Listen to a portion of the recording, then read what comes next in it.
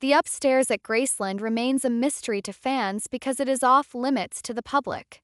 It's really not open at all to the public, and it's just sacred, and that's how we want to keep it. But who lived upstairs with Elvis at his mansion in Graceland? You may be surprised. We all know that Lisa Marie lived upstairs as a child starting the year she was born in February 1968 to when Elvis died in August 1977. As Priscilla explained, the second floor at Graceland has 4 rooms. Elvis's private quarters going up to the staircase to his room and his private office, Lisa's bedroom, and his, it used to be a bedroom, but it turned into his own personal walk-in closet. The room catty-corner to Elvis' bedroom was converted into a nursery for Lisa Marie. But who lived there before? Elvis was known to lock himself in his bedroom for days at a time to shut out the outside world.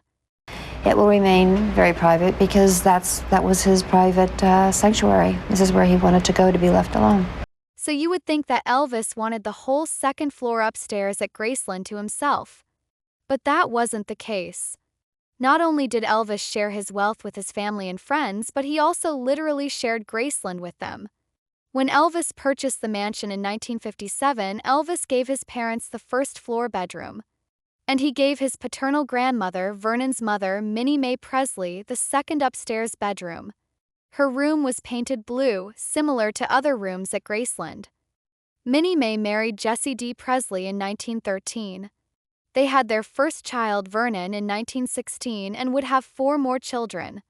Being the oldest child, Vernon looked out for his mother and let Minnie Mae move in with him and Gladys in 1947 when Minnie and Jesse's marriage ended. A year later in 1948, Minnie Mae went with Vernon, Gladys, and Elvis when they moved from Tupelo to Memphis. Elvis's grandfather, Jesse Presley, moved to Louisville, Kentucky and got remarried to a woman named Vera. Although Vernon and Jesse weren't that close, Elvis's twin brother who died at birth was named after Jesse. While Elvis was in the Army, 62-year-old Jesse Presley got his 15 minutes of fame when he recorded his own record trying to take after his grandson. He appeared on TV in 1958 to promote the record. A friend of ours came out to my house and put it on, recorded on a tape. I taken the tape down to the studio and had a couple of records made out of those 4 songs that I put on the tape. Should make success, I want to pay my home off, pay off the mortgage on the home, and then retire. Meanwhile, a year earlier in 1957, Minnie Mae moved into Graceland with Elvis, Vernon, and Gladys. She was like a second mother to Elvis, especially after Gladys Presley died in August 1958.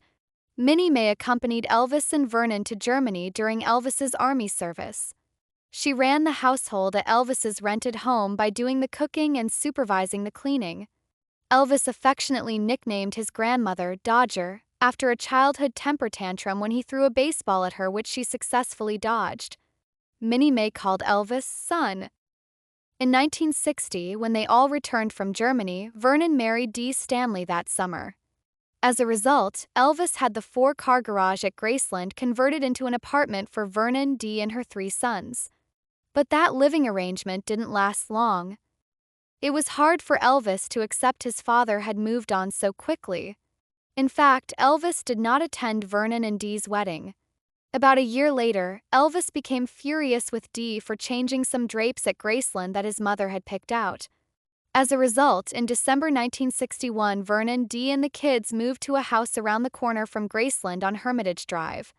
Elvis was so upset that he did not spend Christmas at Graceland in 1961. He went to Las Vegas instead. With his parents' bedroom vacant on the first floor, Elvis moved Minnie Mae to that room where she lived the rest of her life. Priscilla grew very close to Minnie Mae when she lived at Graceland. Also, Lisa Marie was also very fond of her great-grandmother, thinking of her as more of a grandmother. Minnie Mae would outlive both her son and her grandson. She died at the age of 89 on May 8, 1980. Minnie Mae died in her bedroom at Graceland. She is buried next to her son and grandson in the meditation garden at Graceland. Elvis's grandfather is buried in Louisville, Kentucky. In the summer of 1957, when Elvis started dating Anita Wood, this started a long line of girlfriends spending time upstairs at Graceland with Elvis, with some officially living there.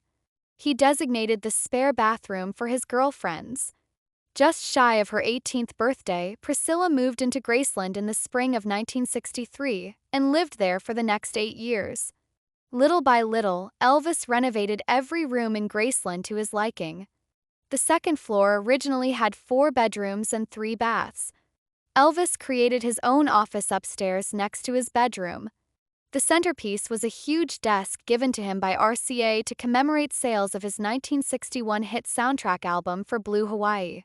Technologically advanced desk includes a built-in radio and small TV in the raised area on the top. The office has padded walls to keep out noise from the rest of the house. Elvis also had an organ in his office that he would play whenever he was in the mood. Elvis converted the bedroom on the left side of the house into his wardrobe room to store his huge collection of clothes.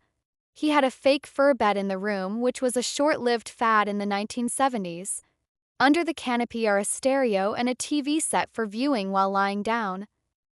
After Elvis and Priscilla got divorced, they shared custody of Lisa Marie, so she would continue to stay in her bedroom when she visited Graceland as a child. Graceland recreated her nursery for an exhibit in 2012, including the same exact wallpaper that still exists upstairs in her room. Lisa grew very close with her father, spending lots of time with Elvis upstairs. As she got older, Elvis got her a circular bed for her room. In 1967, after her husband died, Elvis invited his Aunt Delta to live at Graceland. She helped supervise the maids and helped take care of her mother, Minnie Mae, whom she shared the bedroom with. After Minnie Mae died, Delta kept using the bedroom that was originally Gladys and Vernon's. And Elvis was a very special person. He never turned no one down that was in need. He was a loving and caring person for everyone that he came in contact with, and most everyone loved him. When Graceland opened to the public in 1982, Delta stayed in the bedroom next to the kitchen during the day. The door to the bedroom suite is accessible from the kitchen. As a result, for her privacy, the kitchen was off limits to tourists at the time. Aunt Delta was the last resident at Graceland. She died in 1993 at the age of 74.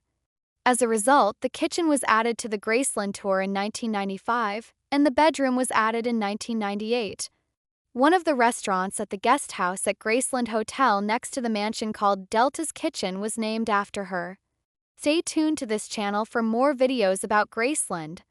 So if you enjoyed this video, be sure to like this video to help this channel grow. For more fascinating facts about Elvis, pick up one of Trina Young's 4 Elvis books. Read a free excerpt at elvisbiography.net. Please subscribe to this channel and ring the bell for notifications of future videos. And keep watching more Elvis videos here.